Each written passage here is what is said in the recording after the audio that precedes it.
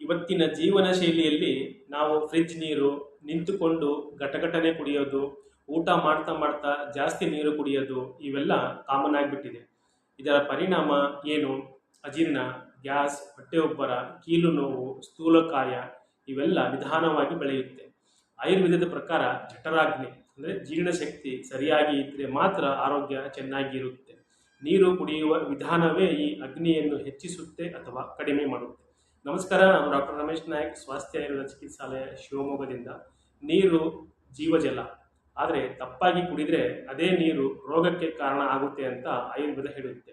ಇವತ್ತು ಅಷ್ಟಾಂಗ ಹೃದಯ ಮತ್ತು ಚರಕ ಸಂಹಿತೆಯಲ್ಲಿ ಹೇಳಿರುವ 4 ಮುಖ್ಯ ಜಲಪಾನ ವಿಧಿ ಅಂದರೆ ಜಲಪಾನ ವಿಧಿಗಳ ಬಗ್ಗೆ ವಿವರವಾಗಿ ತಿಳಿಸ್ತೀನಿ. ವಿಡಿಯೋ ಕೊನೆವರೆಗೂ ನೋಡಿ, ತುಂಬ ಉಪಯುಕ್ತ ಮಾಹಿತಿ ಇದೆ. ಸೂತ್ರ 1: ಉಷ್ಣೋದಕ ಪಾನ. ಬಿಸಿ ಅಥವಾ ಉಗುರು ಬೆಚ್ಚಗಿನ ನೀರು ಕುಡಿಯುವುದು. ಅಷ್ಟಾಂಗ ಹೃದಯದ ಸೂತ್ರ ಸ್ಥಾನದಲ್ಲಿ ಉಷ್ಣೋದಕ ಬಗ್ಗೆ ಹೇಳಿದೆ. ಬಿಸಿ ನೀರು ಜೀರ್ಣಕ್ರಿಯೆಗೆ ಸಹಾಯಕ, ಗಂಟಲು ಶುದ್ಧಿ ಮಾಡುತ್ತೆ ಮತ್ತು ಕಫದೋಷವನ್ನು ಕಡಿಮೆ ಮಾಡುತ್ತೆ. ಉದಾಹರಣೆಗೆ, ಊಟದ ನಂತರ ಹೊಟ್ಟೆ ಭಾರ ಅನ್ಸೋರು, ಅಜೀರ್ಣ ಇರೋರು ಬಿಸಿ ನೀರು ಕುಡಿಯೋದ್ರಿಂದ ಸಾಕಷ್ಟು ಪರಿಹಾರ ಸಿಗುತ್ತೆ.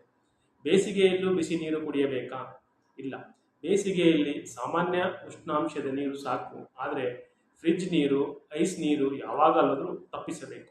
ಸೂತ್ರ 2: ಗುಟುಕಾಗಿ ಕುಳಿತುಕೊಂಡು ನಿಧಾನವಾಗಿ ಸಿಪ್ ಬೈ ಸಿಪ್ ಆಗಿ ನೀರು ಕುಡಿಯೋದು. ನಿಂತುಕೊಂಡು ಘಟಘಟನೆ ನೀರು ಕುಡಿದರೆ ನೀರು ನೇರವಾಗಿ ಜೀರ್ಣಾಂಗಕ್ಕೆ ರಭಸವಾಗಿ ಹೋಗಿ ಮೂತ್ರಪಿಂಡ ಮತ್ತು ಕೀಲುಗಳ ಮೇಲೆ ಒತ್ತಡ ಬೀಳುತ್ತೆ. ಕುಳಿತು ಕುಡಿದರೆ ದೇಹದ ದ್ರವ ಸಮತೋಲನ ಅಂದರೆ ಫ್ಲೂಯಿಡ್ ಬ್ಯಾಲೆನ್ಸ್ ಸರಿಯಾಗಿ ಆಗುತ್ತೆ ಮತ್ತು ಜೀರ್ಣಾಂಗಗಳಿಗೆ ಒತ್ತಡ ಕೂಡ ಕಡಿಮೆ ಆಗುತ್ತೆ. ವ್ಯಾಯಾಮ ಮಾಡ್ತಾ ಇರುವಾಗ ನಿಂತು ನೀರು ಕುಡಿಯೋದು ತಪ್ಪಾ? ಸಾಧ್ಯ ಆದಷ್ಟು ಸ್ವಲ್ಪ ಕುಳಿತು ಕುಡಿಯುವ ಅಭ್ಯಾಸ ಮಾಡಿಕೊಳ್ಳಿ. ಆಗದೇ ಇದ್ದರೆ ಚಿಂತೆ ಇಲ್ಲ, ಆದರೆ ದೈನಂದಿನ ಜೀವನದಲ್ಲಿ ಇದನ್ನೇ ರೂಢಿ ಮಾಡಿಕೊಳ್ಳಬೇಡಿ. ಸೂತ್ರ 3: ಊಟದ ಮಧ್ಯೆ ಮಾತ್ರ ನೀರು, ಮೊದಲು ನಂತರ ಅಲ್ಲ. ಸಮಸ್ಥೂಲ ಭುಕ್ತ ಮಧ್ಯ ಅಂತ ಪ್ರಥಮ ಅಂಬುಷ.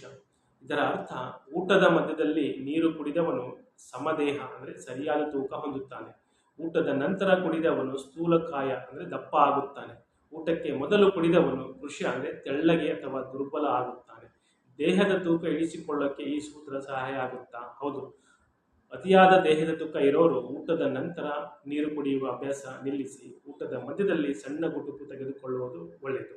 ಸೂತ್ರ 4: ಉಷಾಪಾನ. 4ನೇ ಸೂತ್ರ: ಬೆಳಿಗ್ಗೆ ಎದ್ದ ತಕ್ಷಣ ಖಾಲಿ ಹೊಟ್ಟೆಯಲ್ಲಿ ನೀರು ಕುಡಿಯೋದು. ಇದನ್ನು ಉಷಾಪಾನ ಅಂತ ಆಯುರ್ವೇದದಲ್ಲಿ ಕರೀತಾರೆ. ಬೆಳಿಗ್ಗೆ ಉಗುರು ಬೆಚ್ಚಗಿನ ನೀರು 1 ರಿಂದ 2 ಲೋಟ ಕುಡಿಯೋದ್ರಿಂದ ರಾತ್ರಿ ಇಡೀ ಶೇಖರಣೆಯಾದ ಮಲಿನ ಪದಾರ್ಥಗಳು ಹೊರಹೋಗಿ ಕರುಳಿನ ಚಲನೆ ಅಂದರೆ ಬೊವೆಲ್ ಮೂಮೆಂಟ್ಸ್ ಸುಧಾರಿಸುತ್ತೆ ಮತ್ತು ಚರ್ಮದ ಆರೋಗ್ಯಕ್ಕೂ ಕೂಡ ಇದು ಒಳ್ಳೆಯದು. ತಾಮ್ರದ ಪಾತ್ರೆಯಲ್ಲಿ ಇಟ್ಟ ನೀರು ಕುಡಿಯೋದು ಒಳ್ಳೆಯದಾ? ಹೌದು. ರಾತ್ರಿ ತಾಮ್ರದ ಪಾತ್ರೆಯಲ್ಲಿ ನೀರು ಇಟ್ಟು ಬೆಳಿಗ್ಗೆ ಕುಡಿಯೋದನ್ನು ಆಯುರ್ವೇದ ಶಿಫಾರಸು ಮಾಡುತ್ತೆ.